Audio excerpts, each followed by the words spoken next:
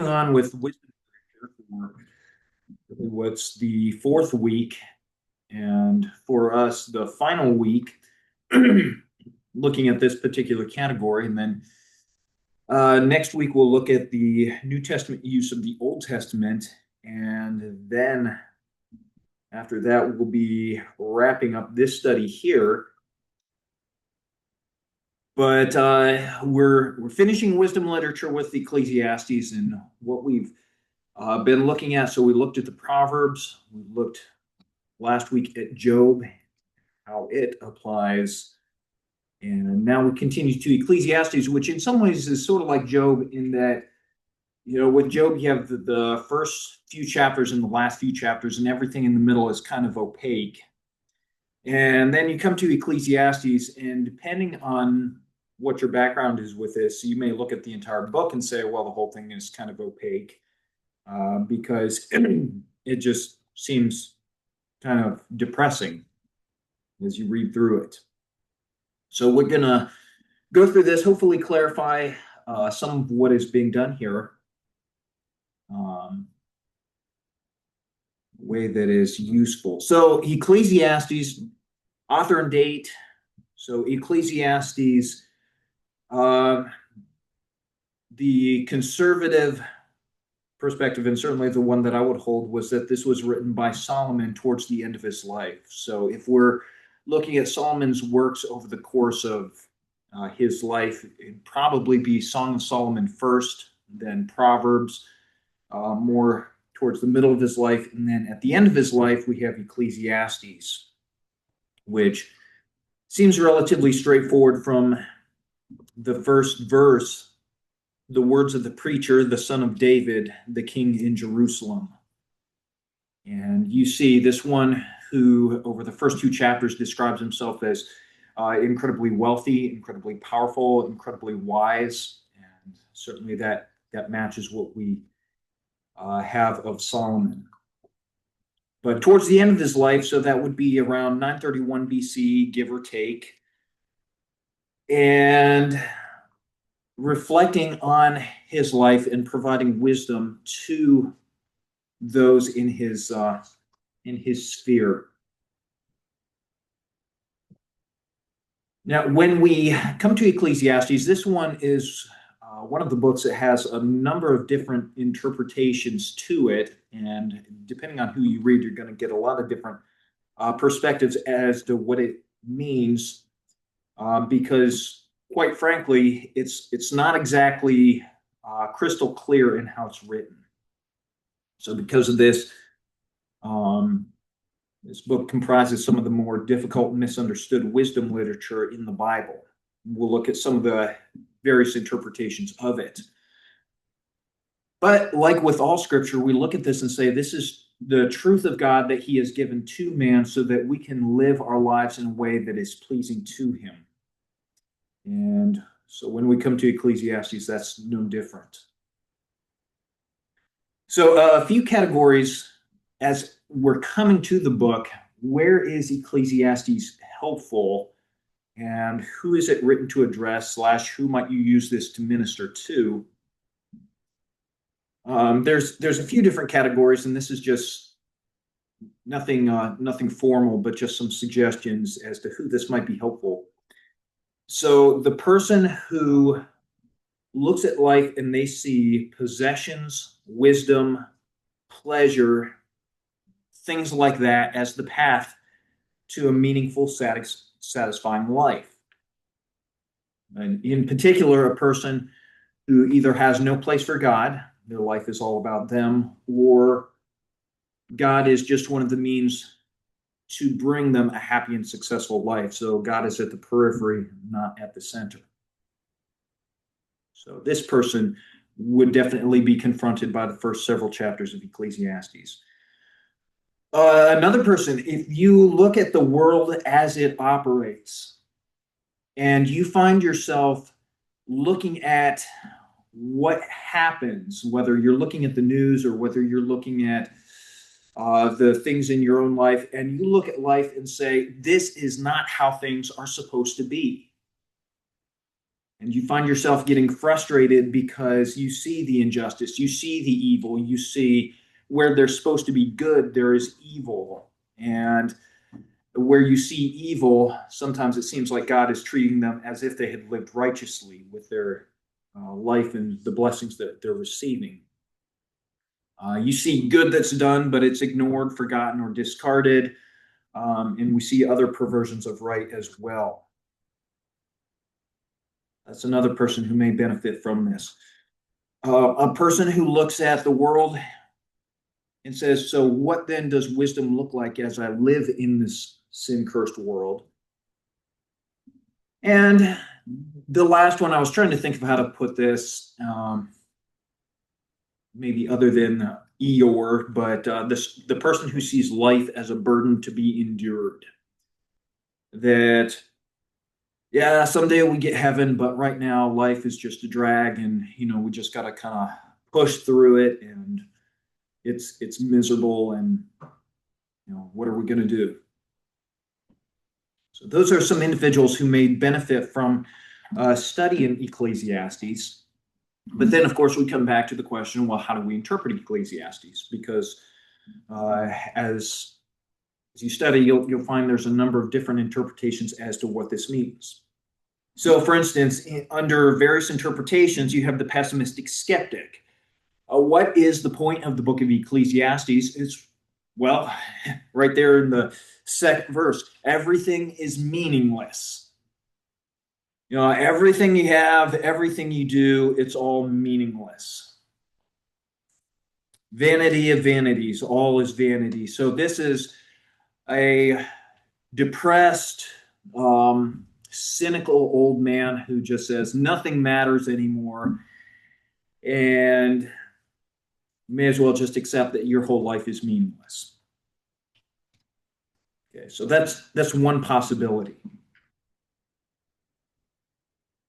There's the kind of the other extreme, the hedonist. You're going to die, so you may as well live it up. So there we have passages like chapter 224. There's nothing better for a man than to eat and drink and tell himself that his labor is good. Verse 25, who can eat and who can have enjoyment without him? So maybe that's what it means. Maybe Ecclesiastes is just the world's meaningless, so just try to enjoy life, try to ignore the bad, and just try to embrace the good. The existentialist. Nothing makes sense. And this interpretation looks at the book of Ecclesiastes and notes that there's a whole bunch of things that don't make sense as you're working through this. And so maybe Ecclesiastes is just saying life just cannot be figured out. Then there's the fourth, what we're going to look at. And what I would argue the point of the book is that it's a reflection for the wise that provides a biblical philosophy of life. And so if we're seeing the book correctly, we're going to look at Ecclesiastes and see, this speaks to our life now before God and how we ought to operate. And so to that regard, we have Ecclesiastes, which describes man and life in a post-Edenic Genesis 3 world, where we see things that show up in Genesis 3, like that man is going to toil and toil and toil, and there's going to be thorns and thistles, and eventually he's going to die. We have the theme of death that wins through the book. We have things like man being alone, man being foolish. Where does he find wisdom? Does wisdom actually benefit him? What is man's purpose in life? What is good for a man? And we can see that in contrast with Genesis 1 and 2, where you have man who is, or you have God who is creating, and he says, this is good, and this is good, and this is very good. But then we come to Ecclesiastes, there's some things that are good and some things that are not good. So Ecclesiastes subtly alludes to Genesis 3 quite a bit. So this is helpful to us as we're trying to interpret it as well. What is he drawing from? Let's look at some key interpretational points. And the very first one we've already touched on. But when we come to verse 2, we come to one of the major themes of the book of Ecclesiastes. And your translation, so in the New American Standard, it says, "Vanity of vanities, all is vanity." Vanity of vanities, says the preacher. Does anybody else have any other translation?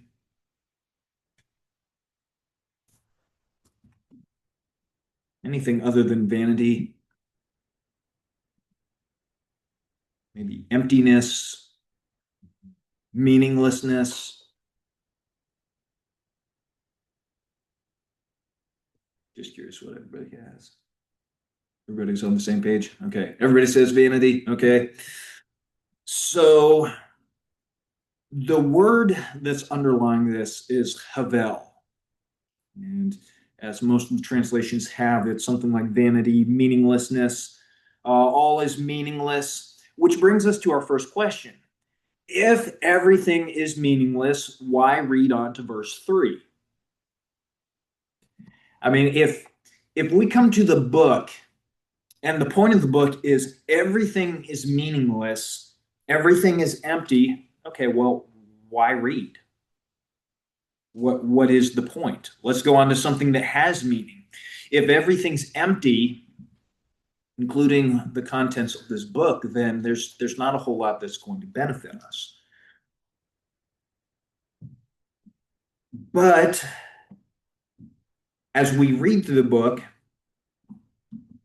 there's places where the translation is inconsistent with some of the usages that we see. So, for instance, 226. Just as you read through it, it doesn't quite seem to fit. So, for instance, verse 26, "For to a person who is good in his sight, he has given wisdom and knowledge and joy, while to the sinner he has given the task of gathering and collecting, so he may give to the one who is good in God's sight." This too is vanity. This too is, like, let's plug that in. This is meaningless. This is utter emptiness. Well, that doesn't really seem to fit with what the previous verses just said. And you have some other references as well. The challenge is, as we look at this, meaningless just doesn't quite seem to capture it, which is really kind of important when we get to the book, because as you go through, you have vanity, this is vanity, and that is vanity, and this is vanity as well. And if we're misunderstanding that term, then we're going to skew the interpretation of the whole book. Janine. There was a scholar like flew in through, and he taught on the book of Esther, and he explained that point that like beauty is not vanity, it's not meaningless. There is great purpose in her beauty. It just means it doesn't last. Yeah. Transient. Good. So either you're looking ahead, or you. No, I just remember that. You got good memory. Because you're absolutely right in that the English translation vanity of Havel doesn't capture the full range of meaning of Havel. And so what Janine is talking about there is absolutely correct in that are things like beauty completely empty? Well, no. I mean, we would certainly recognize beauty is a gift from God. Human physical beauty is a gift from God, and yet it's something that, as we see with Esther, we see in Proverbs 31, it's transient. And so a better cluster of words that could be used to translate Ecclesiastes is something that is transient, it is brief, it exists for a while and then it disappears. Sometimes it will be vapor, translated vapor or breath. It could mean something that's enigmatic, something that you look at and it's difficult to understand. This is really hard. Like, why does life work that way? It should work this way. That's Havel. And then a third shading of it, something that is frequently unsatisfying. Something that you looked at and said, this should be satisfying, but you get there and you just go, it's not. That's Havel.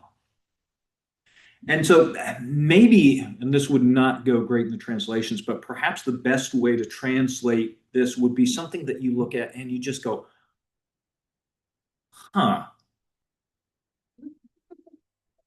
I mean, obviously that's not going to work in the translation. Hunt of hunt, all is hunt. That's not going to both. But you get the idea. You look at something and it's like, it's not the way things are supposed to be. And if you take that and you start plugging it in, perplexing, unsatisfying. One teacher I had described it as soap bubbles. Everything is soap bubbles. It looks so pretty, and you're like, that's nice, and you touch it, and it's gone. That's what Havel means. And then the other term that we see quite a bit through the book that's helpful for understanding under the sun. So we'll see life under the sun throughout the entire book. But this refers to life from man's perspective, especially from a man-centered perspective. So if all is Havel under the sun, all is perplexing, especially when you look at it from a man-centered perspective. Well, let's shift down into structural considerations. What is the structure of the book of Ecclesiastes? And just looking at it, the structure is not immediately apparent because it seems to flow and it seems to kind of almost like a river going through terrain. It just winds back and forth. There is a structure to it, but it's not as immediately apparent. And so, Ecclesiastes, if you take a look at the book, it consists of 222 poetic verses.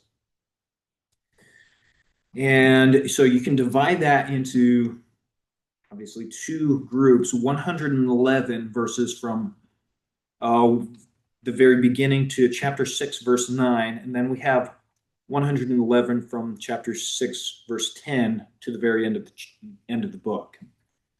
And what we'll see is when you get to that point, there's a pivot that takes place. So the first section, initially we have the introduction. You have this is the words of the preacher Koheleth, the teacher of Israel. You have the first 11 verses that talk about how all circles and there's no benefit. So verses 3 through 11, what advantage does a man have in all his work which he does under the sun? A generation goes and a generation comes, but the earth remains forever. Man is transient while the earth endures. The sun rises and the sun sets, and hastening to its place, it rises there again. Blowing towards the south, then turning toward the north, the wind continues swirling along, and on its circular courses, the wind returns. All the rivers flow into the sea, yet the sea is not full. To a place where the rivers flow, there they flow again. Many things are wearisome. Man is not able to tell it. The eye is not satisfied with seeing, nor the ear filled with hearing. That which has been is that which will be. And that which has been done is that which will be done. So there's nothing new under the sun. Is there anything of which one might say, see this, it is new? Already it has existed for ages which were before us. There's no remembrance of earlier things, and also of the later things which will occur, there will be for them no remembrance among those who will come later still. So you see the perspective there in that the earth endures, it runs through its cycles, and yet here's man. He comes, he's transient, and then he's forgotten. And so you have this introduction, and then from chapter 1, verse 12 until chapter 6, verse 9, we have this one question that's addressed: what good is there for man to do? And we see this in chapter 2, verse 3.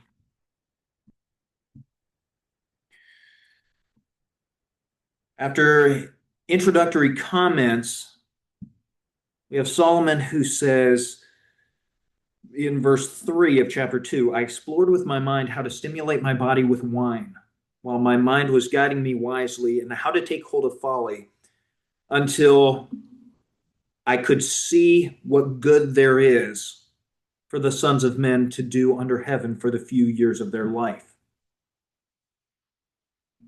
And then the next several chapters deals with the wrestling of that question. What good is there for man to do?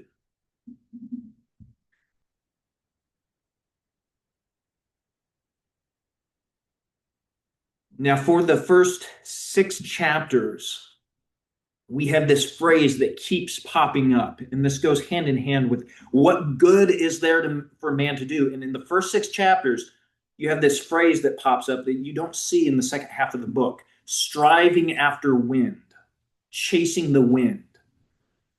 And so you have this idea throughout this section: everything that man does, as he describes through here, right in the first half of the book, is a striving after wind.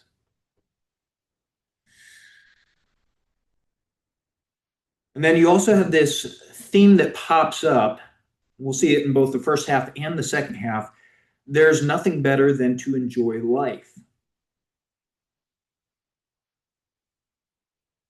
And so we have to wrestle with the question, so what is this talking about? Is this just life is difficult, and so we enjoy life as much as possible? But what this is getting at instead is that the gifts that you have in life, everything that you receive, is a gift from God. But it's not just things like money and possessions that are gifts from God. Rather, even in addition to that, the ability to enjoy them is a gift from God. So it's almost as if here's the can, that's a gift from God. But if you just have the can and you don't have the can opener, then that's not going to be a blessing. But God, in his kindness, gives to us the can opener that allows us to not just have the can of, let's say, money, but to be able to enjoy it richly and fully the way that he intends. And so when Solomon talks about nothing better than to enjoy life, he's talking about the gift of God that God gives you to be able to enjoy life.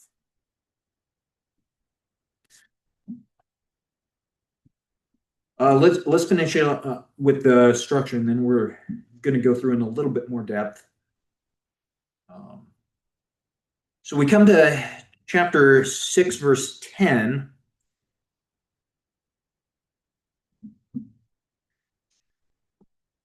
And you have a new issue that's introduced. Man is unable to understand God's work and what God is doing. And this certainly goes beyond what we see revealed in Scripture, but as we see life unfolding around us, there are aspects that are difficult to understand. And so, for instance, in chapter 6, verse 12, who knows what is good for a man during his lifetime, during the few years of his feeble life? He will spend them like a shadow. Here's the second question: for who can tell a man what will be after him under the sun? So 2 questions there. The first question, who knows what is good for man? The second question, who can tell a man what will be after him? So chapter 7 and chapter 8 deal with the first question, who knows what is good for man? When we come to the very end of this section, we have a chapter 8, verse 17 that 3 times says, man is not able to discover. So man cannot know what is good for him just independently looking out. And then chapter 9 through the first part of chapter 11, the second question, who can tell man what will be after him, and you have these questions of the complexity of life. Life is hard to understand. And when you come to the end of that section, you have two verses that three times say, you don't know. You don't know what's going to come after you.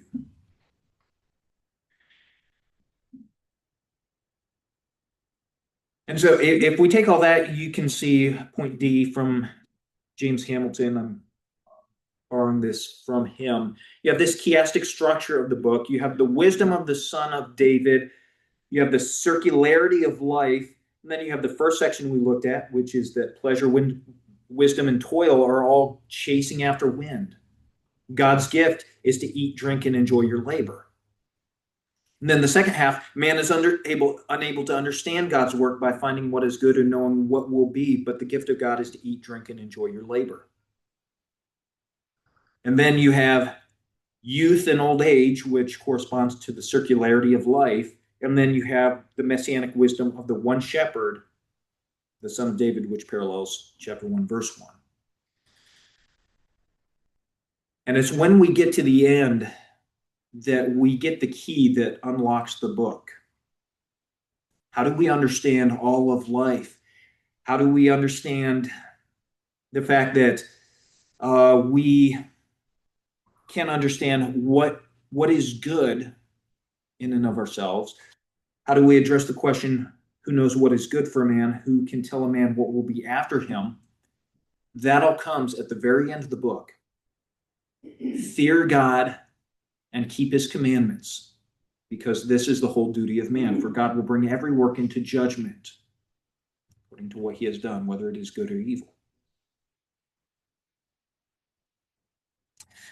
So let's take a look then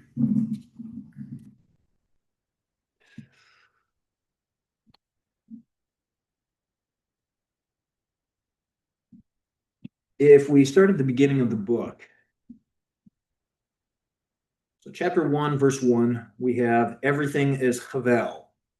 Everything is transient. It's difficult to understand. It is frequently unsatisfying. Then we have the next section that we looked at, read through chapter 1, verse 3, verses 1:11.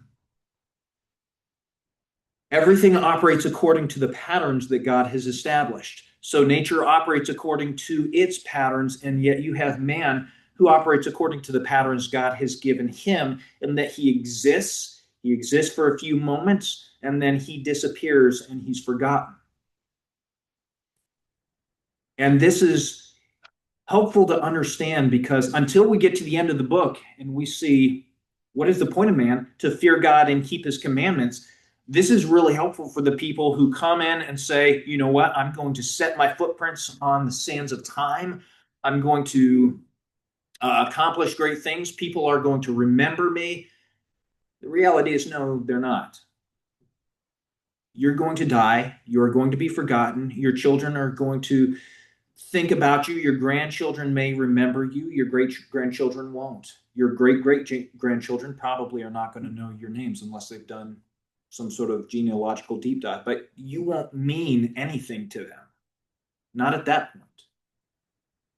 And it's helpful to be confronted with this at the front end, because what is the tendency of man is to say, if I get possessions, if I get wisdom, if I get all these accomplishments and pleasure, that's what gives my life meaning. And Solomon very systematically goes through and says, no, it won't.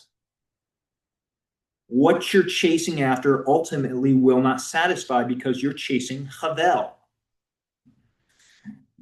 And so when we start with verse 12, we have Solomon saying, I, the preacher, have been king over Israel in Jerusalem. I set my mind to seek and explore by wisdom concerning all that has been done under heaven. His evaluation. It is a grievous task which man has given to the sons of men to be afflicted with. I have seen all the works which have been done under the sun, and behold, all is vanity and striving after wind. What is crooked cannot be straightened, and what is lacking cannot be counted.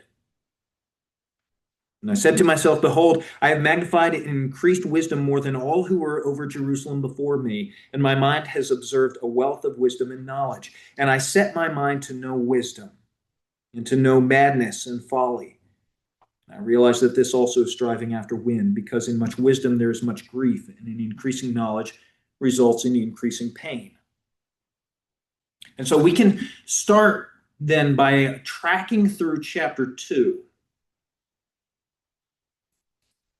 the next several chapters, and see how this plays out. So if we take man as if creation was man-centric and man exists for himself to find satisfaction in himself, how is he going to do? What good is there for man to do? What good can man pursue that is going to accomplish a satisfying, meaningful life?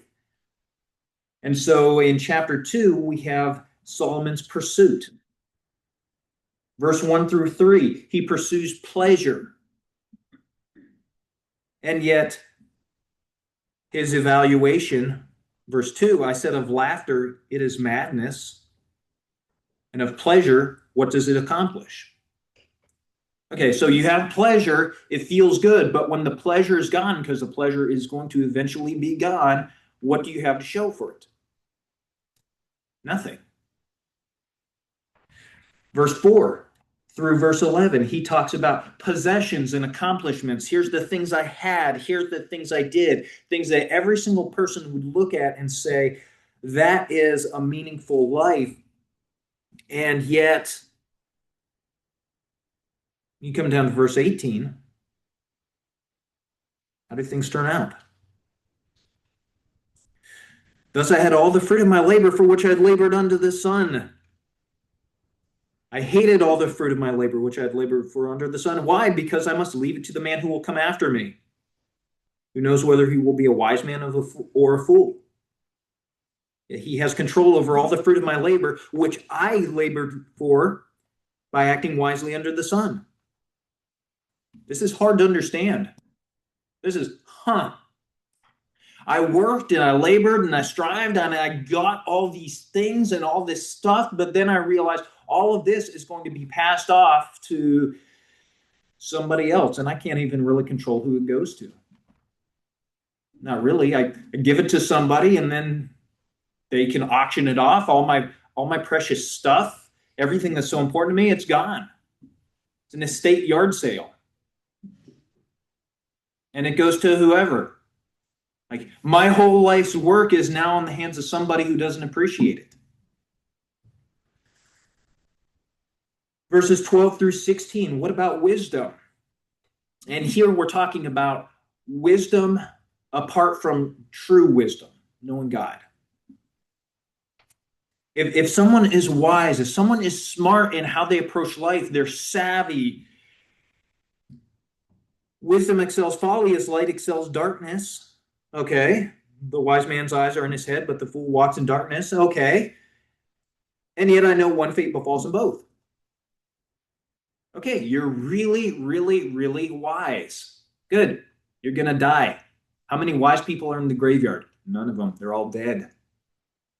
What about the fool? Like, do you ever walk up to gravestones and go, oh, clearly this was a very wise man and this was a very foolish man? No, it's just here's a name, here's another name. They're both dead. If this guy was wise, it really didn't benefit him because I have no idea who he is. And this guy may have been the world's biggest idiot, but I don't know. They're both dead.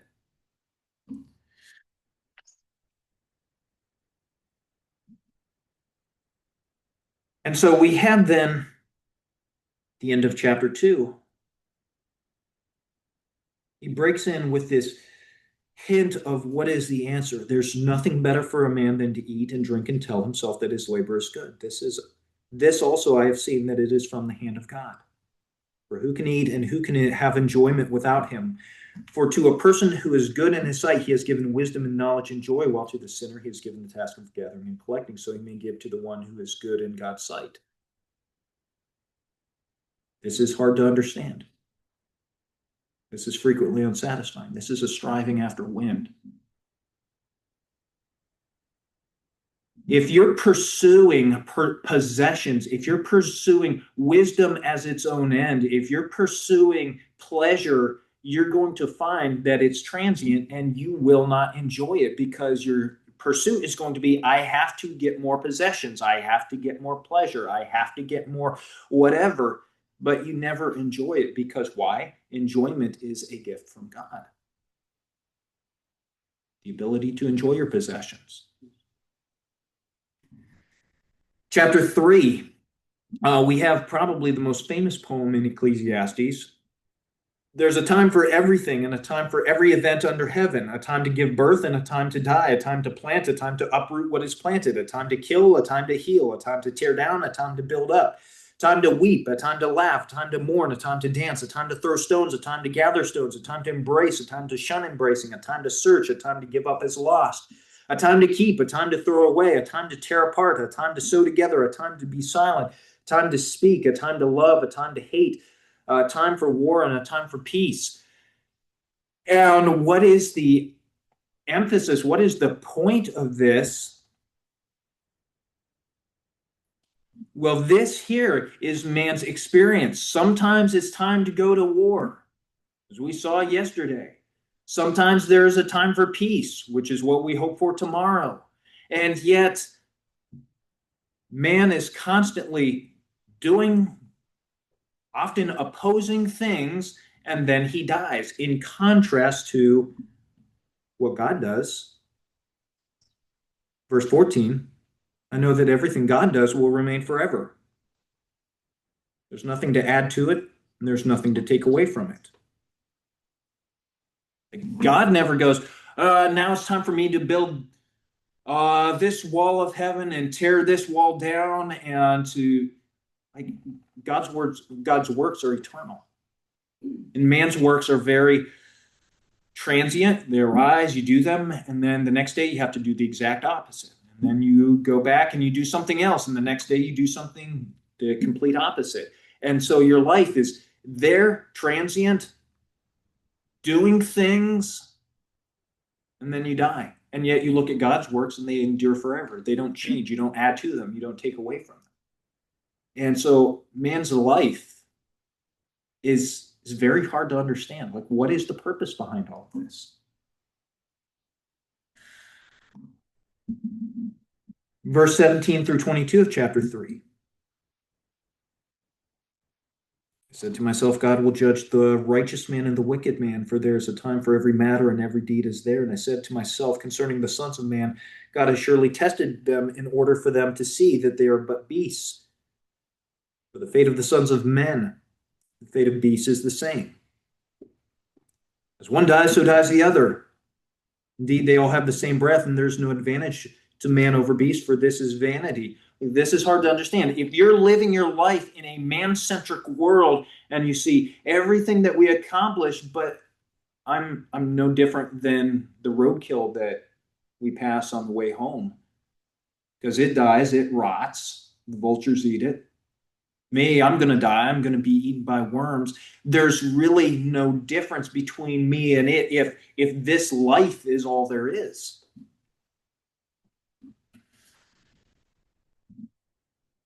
And then what happens after he dies?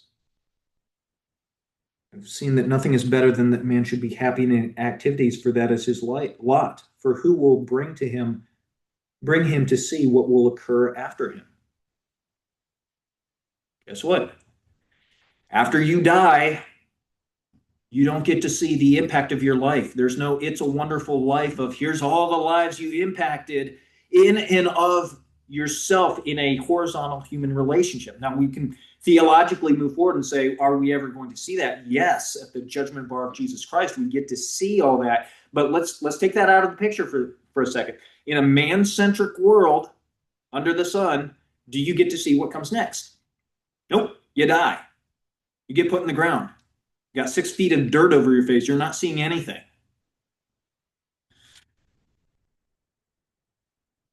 And so this is hard to understand. You have chapter 4. We're just hitting some of the highlights. But for instance, Poor, verse 13. A poor yet wise lad is better than an old and foolish king who no longer knows how to receive instruction. For he, the king, has come out of prison to become king, even though he was born poor in his kingdom. And I have seen all the living under the sun throng to the side of this second lad who replaces him. There's no end to all the people, to all who were before them, even to all the ones who will come later and will not be happy with them. For this too is vanity and striving after wind. This is, you have the king, and he's there ruling, and he thinks, I am all that and more. Everybody respects me. And then the new kid comes. And all of a sudden, everybody's like, hey, there's a new show in town. They flock to him. But guess what's going to happen? He's going to become the old king. He's going to die, and there's going to come somebody else, and everybody's going to flock to him. And the king who's going, everybody loves me, everybody wants me, everybody, yeah, no, you're going to die. They're going to forget about you. They're going to move on to the next big thing. That's it.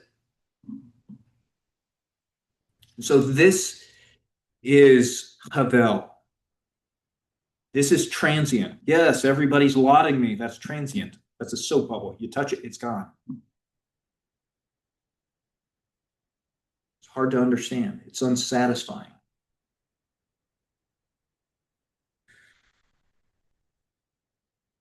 Chapter 5.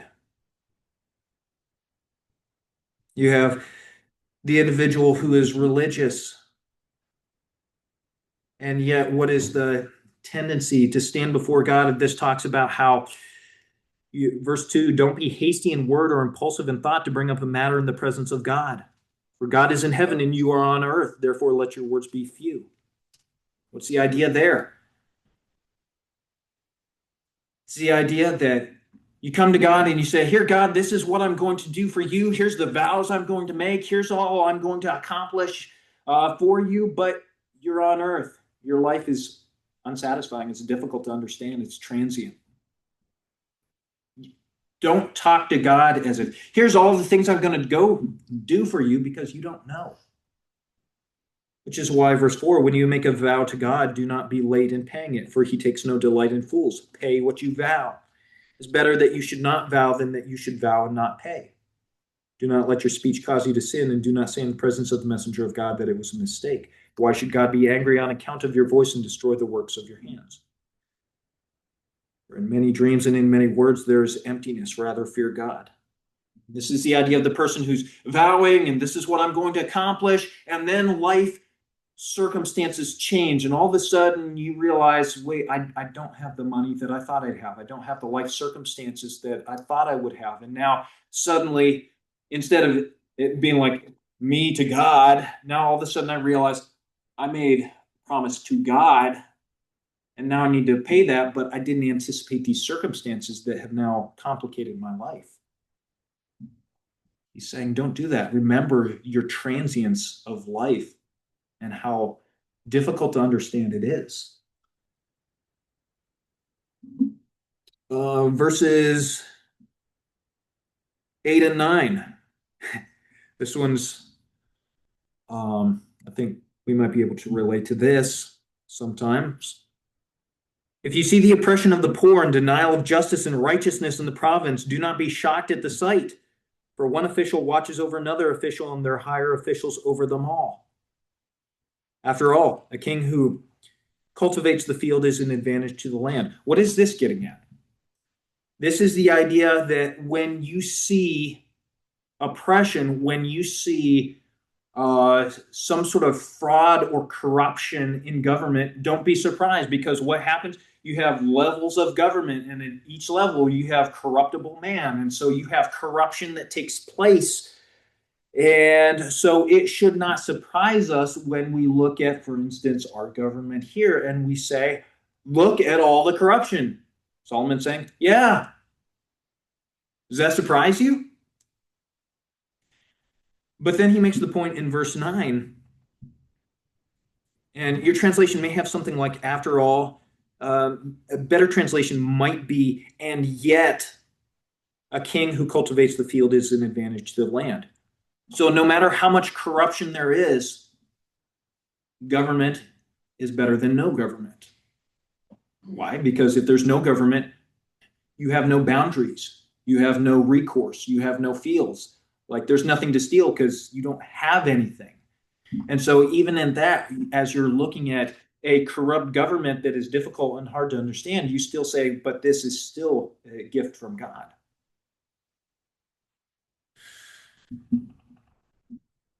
Chapter 5, verses 10 through 20, he talks about riches. Riches are transient, they're lost at death. He gives the quote that Job gives in verse 15: as he has come naked from his mother's womb, so he will return as he came.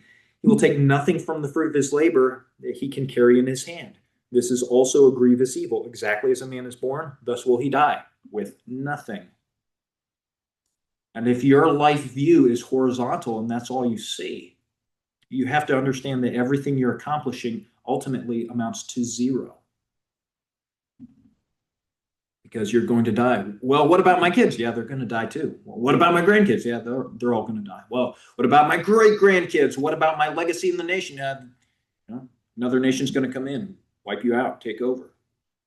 New language, new economy. You'll be completely forgotten. Chapter 6.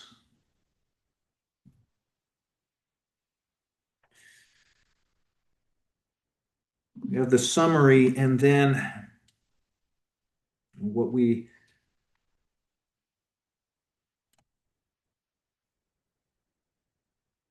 see then at the very end is what is good for man. And on a horizontal level, anything you pursue is not good because it's transient. It's not going to work out, probably, and it's unsatisfying when you do get it, because then you got to work to keep it and protect it, and then it's gone. And so, what is good, and he keeps hinting at this throughout, what is good is to be able to enjoy the life that God has given, to be able to take the can opener, which is itself a gift from God, and to open the can and say, God has blessed me. Even in the midst of these things that are transient, hard to understand, and unsatisfying, yet God has given me the ability to enjoy life. And so, what I'm able to enjoy, I do enjoy. But then we come to the second half, chapter 6, verse 10. There's an allusion going on here to Adam. And let's take a look. So throughout the book, references back to Genesis 3. Whatever exists has already been named. Now, who ultimately, originally named everything? Well, Adam. And it is known what man, and the word man there's a few different words for man. The word here is Adam, Adam. It is known what man is. Well, what is man? Well, Adam demonstrated that. He's fallen, he's corruptible, he's corrupted, he's sinful. Continuing on the verse, it is known what man is, for he cannot dispute with him who is stronger than he is. In essence, what did Adam do? He tried to dispute with someone who is stronger than he is. He tried to dispute with God. I know better than God, and I can one up God by eating of the fruit. But he found out he was not able to dispute with him. Verse 11, for there are many words which increase futility. What then is the advantage to a man? Many words which increase futility. So we've had 6,000 years since Adam, and has there been anybody who has come and gave this clarity as to what man is beyond what we see in Adam? Not really. I mean, we can look at the psychologies, and there was a quote, and you have to forgive me because I think it was the president of the APA some years ago said, we've had psychology for over 100 years, and there is not one single foundational insight into human nature that we've made. I mean, everything that man comes up with, if it's accurate, is just an exposition of Adam. Nothing more. You can add a whole lot more words, fancy it up, and make it a lot more flashy. But at the end, it's just Adam expounded. Man is sinful. Man is transient. Man is trying to one up God. Man is finding he can't one up God. And man is doomed to a life of toil, and then he'll die. Which is why he can say, for who knows what is good for a man during his lifetime, during the few years of his futile life. Again, a reference back to Adam. We'll spend them like a shadow. For who can tell a man what will be after him under the sun? So in chapter 7, then, we have these questions. Who knows what is good for a man? Well, chapter 8, verse 17, man is not able to discover what is good for him. And so, how do we think about life in a Genesis 3 world? And so, you have chapter 7, which gives a whole list of these are things which are good. And your translation may have what is better for a man. That word is a translation of the Hebrew word good. What is good for a man? What's good? A good name, a good reputation, better than good ointment. Another way of saying wealth. The day of one's death is better, it is good, or if I could put it that way, than the day of one's birth. That's not intuitive. And yet he's hitting at something here. What is really important? What is really good? It's better, it is good to go to a house of mourning than to a house of feasting, because that's the end of every man, and the living takes it to heart. So you go to a party, you go to feasting, and it's good and it's fun, and you walk away, and the next day it's just kind of one of those distant memories. You go to a funeral and you're confronted with what is most important. Everybody is going to die. And that spurs you on then to think about, how do I live my life? Sorrow is better than laughter. The mind of the wise is in the house of the mourning, while the mind of fools is in the house of pleasure. It is better to listen to the rebuke of a wise man than for one to listen to the song of fools. Again, that's not initially what we would default to. If somebody is going to rebuke me or somebody is going to laugh with me, I would intrinsically sort of think, well, the guy who's laughing with me, that's good. That's good, right? And here Solomon is saying, no, the wise man who rebukes you, that's good. Why? Because the foolish man's words, his laughter, is like the crackling of thorns under a pot. You throw it in, if you've ever thrown like dry thorns, it pops, it's fun, it's sort of like nature's fireworks, it's kind of cool, and then it flares up and goes away, and it's gone. Your water in your pot isn't any hotter, hasn't accomplished anything. And so you have this list of what is good and what is not. And so verses 1 through 14, what is good is not intuitive. That requires the wisdom that comes from God. You have 15 through 18, and I'm trying to hit some of the ones that sometimes trigger some questions. So I've seen everything during my lifetime of futility. There's a righteous man who perishes in his righteousness, and there's a wicked man who prolongs his life in his wickedness. Do not be excessively righteous, and do not be overly wise. Why should you ruin yourself? Do not be excessively wicked, and do not be a fool. Why should you die before your time? It is good that you grasp one thing and also not let go of the other, for the one who fears God comes forth with both of them. Okay, let's exegete this passage a little bit. Is Solomon saying, guys, don't get hung up on being a righteous person, just kind of live your life, and just don't be too evil? Okay, is that what Solomon is saying here? Well, it seems to be. Yeah, no, that is not what he's saying. What is he saying? Well, he's making a point here. Let's think back to Job. What did Job and his friends think? If you're really, really righteous, you're going to be blessed. If you're wicked, you're going to be cursed. And so what then does man tend to do? He's like, if I live my life as this righteous, dare we say, Pharisee, doing everything right, then my life's going to turn out well. I can control my life. Solomon is saying, no, no, you can't. Like if you're trying to control your life and do absolutely everything right, that's no assurance that you're going to have a good life.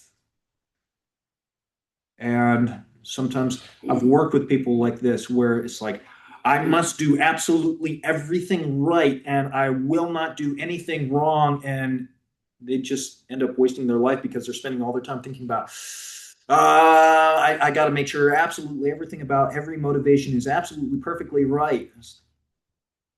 Now, this is the type of person that this passage speaks to.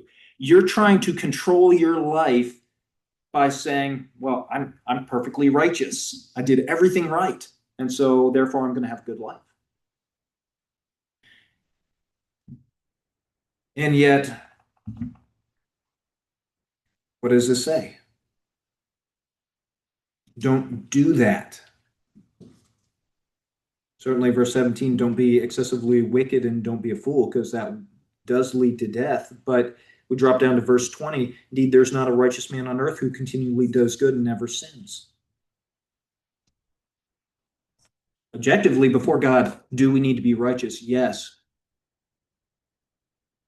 But we live our lives pursuing righteousness, but realizing that sin is still very much a part of our lives, and we hate it, we repent of it.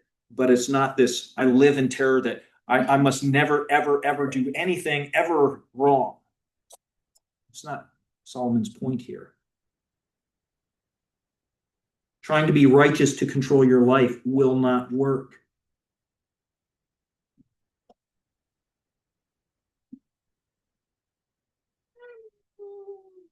Chapter 8,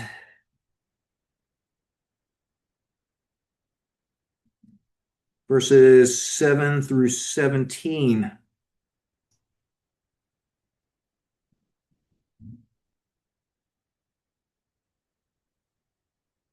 Man doesn't know what or when things are going to happen. Verse 7.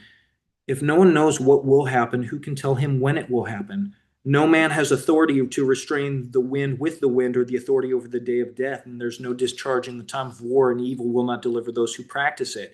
What is he saying? You live your life, but there are things you cannot control, and there are going to be things that are difficult and hard and unexpected, and you don't get to control what happens or when it happens. And we all know this from our own lives. Everything is going well, and then you all of a sudden get the phone call that changes everything. You do not control that. And it's foolishness to even say, well, somehow, if I do things just right, I can control them.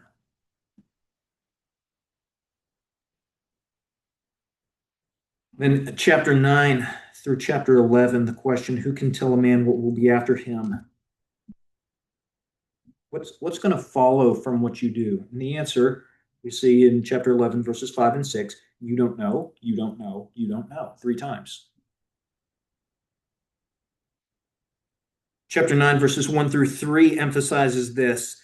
How you live, in one sense, has very little to do with what actually happens to you in life.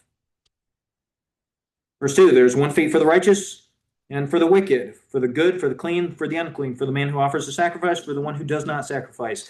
As the good man is, so is the sinner. As the swearer is, so is the one who is afraid to swear. There is an evil in all that is done under heaven, that there is one fate for all men. Furthermore, the hearts of the sons of men are full of evil, and insanity is in their hearts throughout their lives, and afterwards they go to the dead. So how you live has little to do with what happens to you in life. So if you're walking through life thinking, if I do the right things, then I can control what happens to me, which is very, very common. Ecclesiastes makes it very clear that is not the case. And so then the question, well, then how do I live my life? Do I just drift from thing to thing? Well, verse 10, chapter 9, gives us the answer to that. Whatever your hand finds to do, do it with all your might. For there's no activity or planning or knowledge or wisdom in Sheol where you're going. So as you have opportunity, plan, be wise, move forward, seek to accomplish things. But remember, in verse 11, the race is not to the swift, nor is the battle to the strong. Bread is not to the wise, nor wealth to the discerning. Favor to men of ability, for time and chance overtake them all.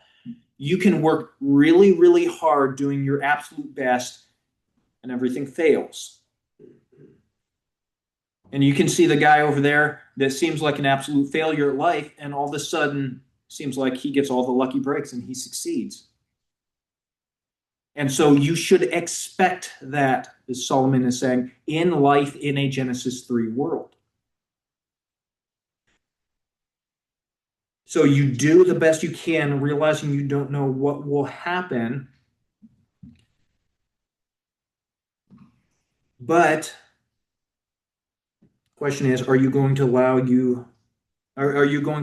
that uncertainty to stop you from doing what you believe you should do? Chapter 10, verses 5 through 11. Life doesn't always make sense.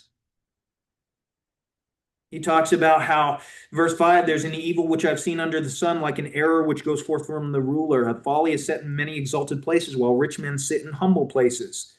It's like that should not be.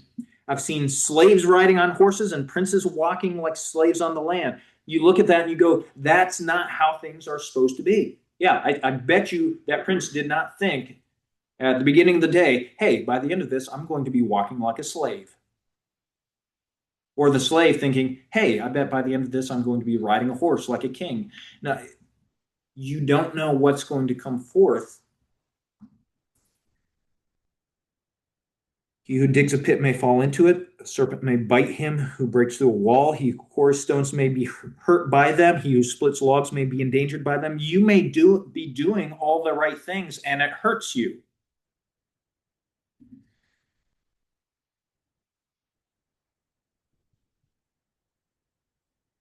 And so you have this complexity. Life doesn't always make sense. And so he gives example after example of this. Chapter 11, so how do you live your life? Cast your bread on the waters. You will find it after many days. Take your resources and invest them. Divide your portion to 7 or even to 8, for you do not know what misfortune may occur on the earth. So seek to be wise with your resources and how you're using those.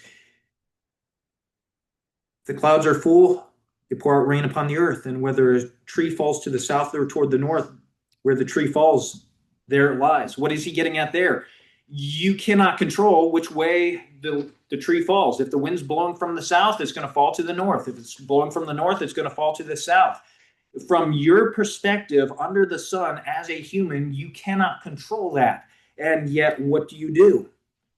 You say, well, I don't know if the tree's going to fall to the north or south, so I'm not going to do anything that involves risk.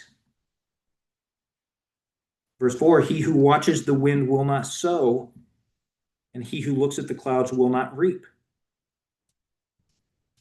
So if you're spending your life going, well, there's uncertainty. I don't know if this venture is going to succeed. I don't know if this ministry that I'm going to get involved with is going to flourish and prosper, or if it's going to cave and fold. I don't know if investing in this person's life is going to bring benefit, or if it's going to be a waste of time. You don't know, but you don't just sit there and go, well, I don't know if the tree's going to fall to the north or the south, so I'm just going to sit there. If you're just looking at the winds and the clouds, you will never reap. And so to take that illustration, okay, I'm going to invest in this person, but not just this person, because they may fall to the south. I'm going to invest in this person too, because maybe they'll fall to the north.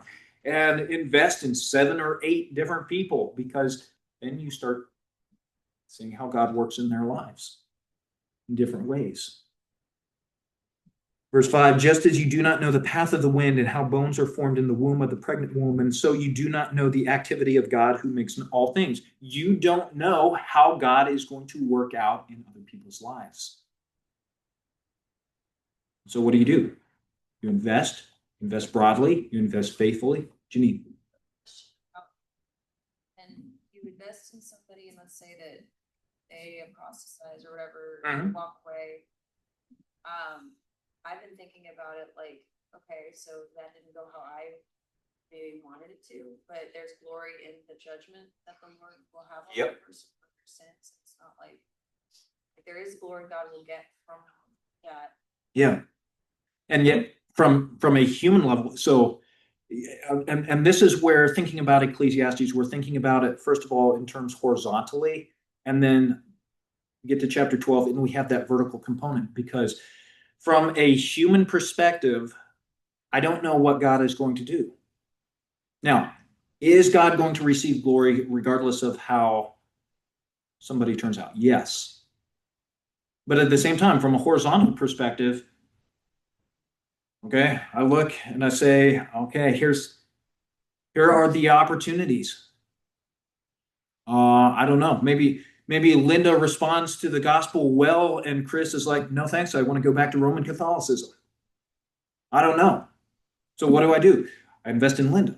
I invest in Chris. I invest in John. And I invest in Janine. And investing different ways, understanding that at the end of the day, the Lord determines which way the tree falls. In either way, I have been faithful, but by investing in more, there's more chance of seeing God's success on a human level. And so then we, verse 6, sow our seed in the morning and don't be idle in the evening. For you do not know whether morning or evening sowing will succeed, and whether both of them alike will be good. Again, investing your life, not knowing what God is going to choose to bless and to prosper, and what is maybe not going to be blessed. Then you have from verses 7 through chapter 12, verse 7, you have this description of the young man and the old man. The young man, use your life, rejoice. Let your heart be pleasant during the days of young manhood. Follow the impulses of your heart and the desires of your eyes. But you never thought you'd see that in scripture, right? Follow your heart. No. Not what it's saying. I mean, what is it saying? What your heart desires to do.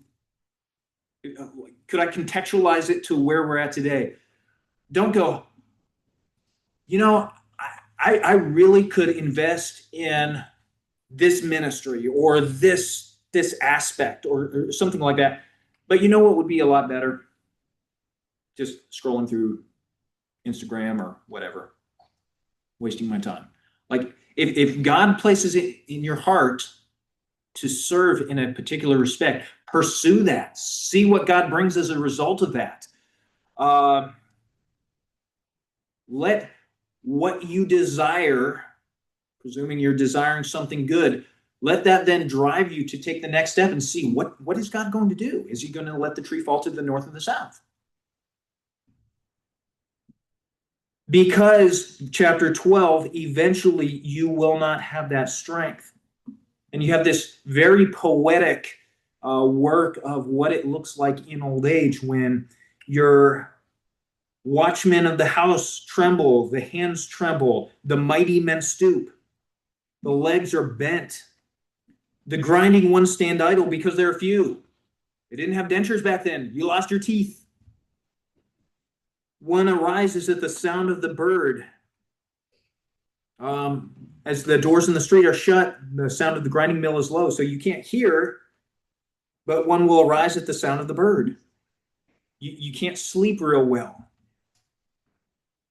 Men are afraid of high place and terrors on the road that could threaten them or harm them. The almond tree blossoms, the grasshopper drags himself along. The almond tree, white, your hair has turned white. You're dragging along like a grasshopper. There you are on a cane, just dragging yourself along. The point is, you will not always have the strength and ability to do what you would like to do. So in your youth, use your strength for what you believe would most honor God, because death is coming. Verse 7, the dust will return to the earth as it was, and the spirit will return to the God who gave it. Vanity of vanities, says the preacher, all is vanity. It's all transient. difficult to understand, frequently unsatisfying. And then we come to the very end. Beyond this, verse 12, my son, be warned. The writing of many books is endless. The excessive devotion to books is wearing to the body. What is this getting at? It's that you can choose to, like, I'm going to keep studying wisdom, and I'm going to study wisdom and study wisdom and study wisdom and study wisdom and never apply it. He's saying, apply that wisdom, because verse 13, the conclusion when all has been heard is this: fear God, keep his commands. For this applies to every person. For God will bring every act into judgment, everything which is hidden, whether good or evil. So live your life realizing that life is transient and you will stand before God. So we have in these themes, what man holds to be satisfying is ultimately always going to be unsatisfying in the light of death apart from God. You have the theme that we've talked about. The ability to enjoy life is a gift from God. You have the theme that man cannot understand the purposes of God. And so what does man do? Do you get wrapped around the axle of, this is what the Department of Justice just did. Why will they not pass this legislation? This makes so little sense. Do you get wrapped around the axle, or do you say that is in the hands of God? I'm going to enjoy the life that God has given me to the extent I can. Because the next theme, life in a fallen world, often does not operate as we expect. We as believers should understand that. And finally, we need wisdom in this fallen world. Ecclesiastes provides that wisdom. Final application points. Apart from fear of the Lord, nothing is satisfying. Only the transcendent God gives us eternal meaning. Other than that, it's all soap bubbles. Everything that man thinks is so important is ultimately transient.